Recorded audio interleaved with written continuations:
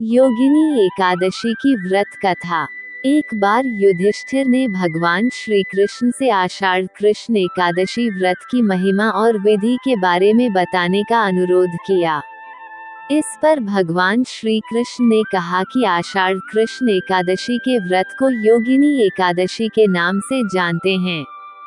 यह व्रत तीनों लोकों में मुक्ति और सभी प्रकार के भोग प्रदान करने के लिए प्रसिद्ध है।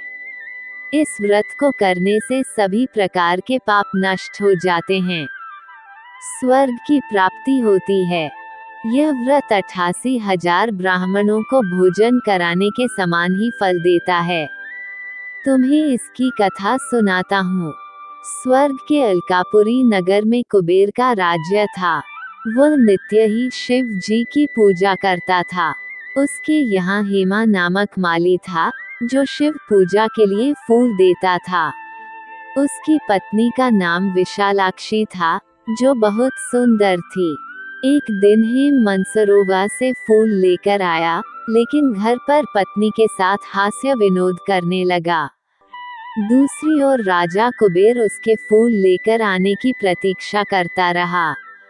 काफी समय व्यतीत होने के बाद भी जब हेम फूल लेकर नहीं आया तो राजा ने अपने सेवकों को उसके घर भेजा, ताकि वे पता लगा सके कि माली शिव पूजा के लिए फूल क्यों नहीं लाया। सेवक उसके घर गए, वहां से लौटकर राजा को बताया कि वह पापी और कामी है, पत्नी के साथ हास्य विनोद कर रहा है। ये सुनकर राजा क्रोधित हो गया। उसने गुस्से में चिल्लाकर कहा कि माली को दरबार में हाजिर किया जाए। आदेश पर माली हेम डरता कांपता हुआ राजा के समक्ष आया। उसे देखकर कुबेर और क्रोधित हो गया। उसने कहा कि तूने शिव पूजा के लिए फूल नहीं लाया, तूने शिव जी का अपमान किया है।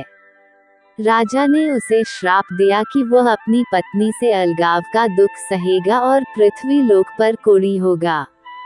श्राप के प्रभाव से हेम स्वर्ग से पृथ्वी पर गिर पड़ा। उसे कोढ़ हो गया और उसकी पत्नी पता नहीं कहाँ गायब हो गई। पृथ्वी पर हेम अनेक कष्ट सहन करने लगा।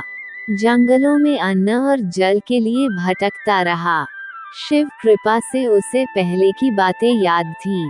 एक दिन वो भटकते हुए मार्कंडेय ऋषि के आश्रम में पहुंचा।